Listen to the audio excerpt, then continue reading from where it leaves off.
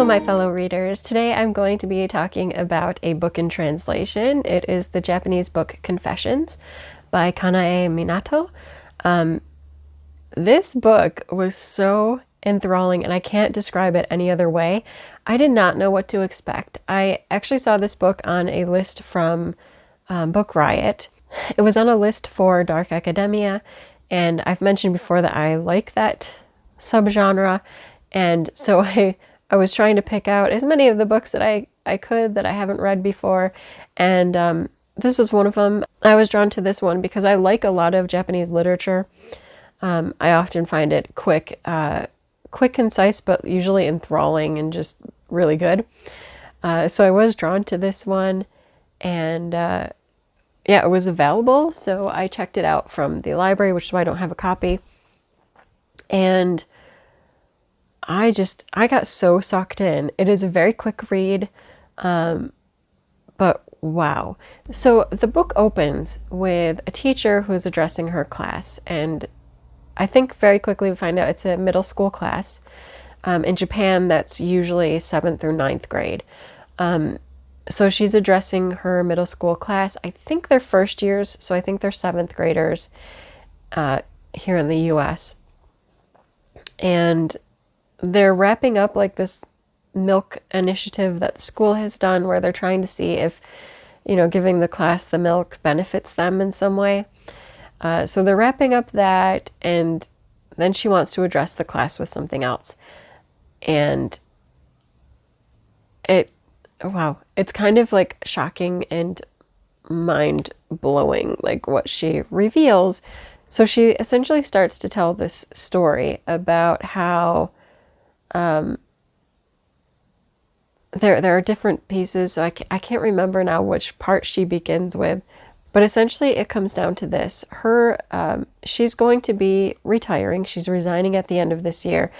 Retirement isn't really a correct term to use because she's not like old enough to retire, but she's definitely resigning from the school, and she lets everyone know, like the class itself knows, but also we find out that her daughter has just died, and she then reveals that it was not an accident as what was stated by the police and the newspapers, that members of the class itself murdered her daughter, and that she knows who these people are.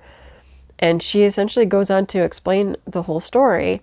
On top of that, she also admits to the fact, or confesses is probably a better term, confesses to the fact that her husband was or is HIV positive, and I think the way they describe it is a little bit weird, but I'm thinking it progressed to AIDS at this point, and just kind of essentially says that she has gotten revenge on the people responsible for the murder of her daughter, implying, or more than implying, that she has injected the milk of the people responsible for the murder of her daughter with AIDS-tainted blood.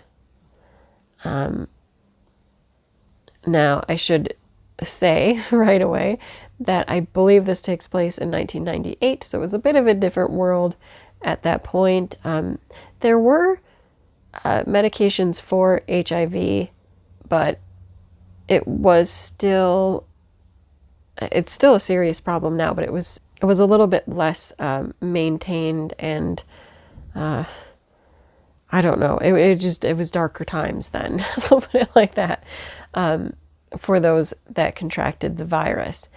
Now, she herself also confesses that both she and her daughter were HIV negative, so they did not have it, but that her partner, was very sick.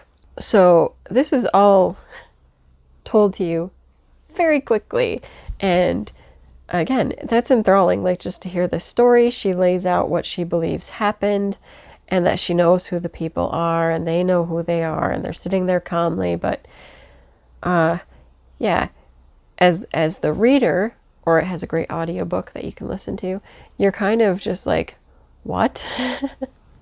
What is happening? And, you know, is this real? But hers wraps up after she said that she will get her revenge. She's not bringing it to the police, but that, you know, vengeance is hers. And then she resigns and she leaves. And you will later find out in like the next chapter, it's told from another perspective by one of the students, Mizuki Kitahara. And Mizuki, I believe from like how she addresses, she's written like this kind of short story form narrative that she's going to submit for publication in hopes that the teacher will read it. And so we discover that the teacher's name was Yuko Moriguchi. We discover that her daughter's name, I think actually the mother might have said the daughter's name, but is Manami. And we also get the two students who Yuko just described as student A and student B. But when we get into Mizuki's narrative, they're actually given names. So we discover that student A is Shuya Watanabe, and student B is Naoki Shitamura. And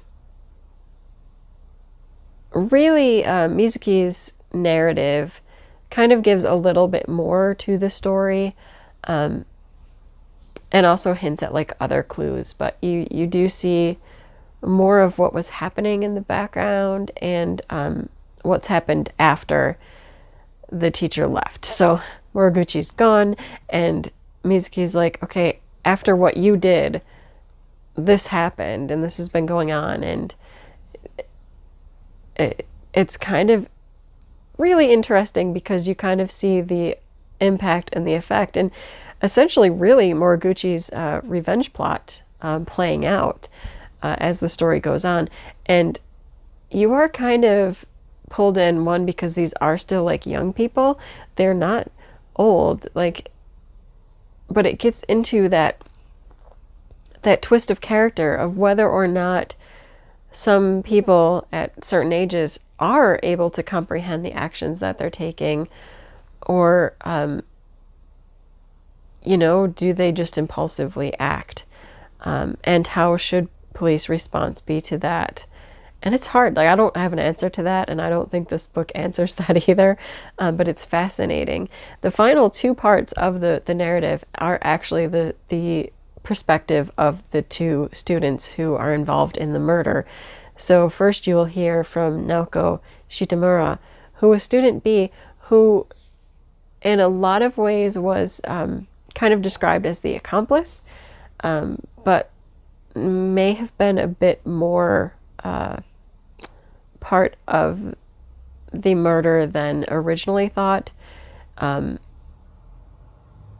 which actually I believe Moriguchi did hint at, that it wasn't really student A's fault, even though the planning and what led up to it was student A's plan. It wasn't necessarily student A that caused the death of the daughter. You will get to see that part of the narrative and why Naoki went along with it, and also what happens to Naoki after the fact and everyone finding out about what he did. And then the final part of the story is Shuya Watanabe, who was student A and the main planner and instigator of this death, and why he wanted to do what he did, and what has happened since then, and just how the story closes. And I don't know, it's so psychological and twisty and engaging, and it has an amazing ending that I don't know, you'll feel it. I don't know that I wouldn't say that any of this book is happy at all. Like, it is not one that you go in and think, oh, there's going to be great redemption and just a joyful ending. You don't. It's dark. This is a dark and twisty story. It ends darkly. This, again, is a vengeance piece. And It does make you think about psychological issues. It makes you think about law and order.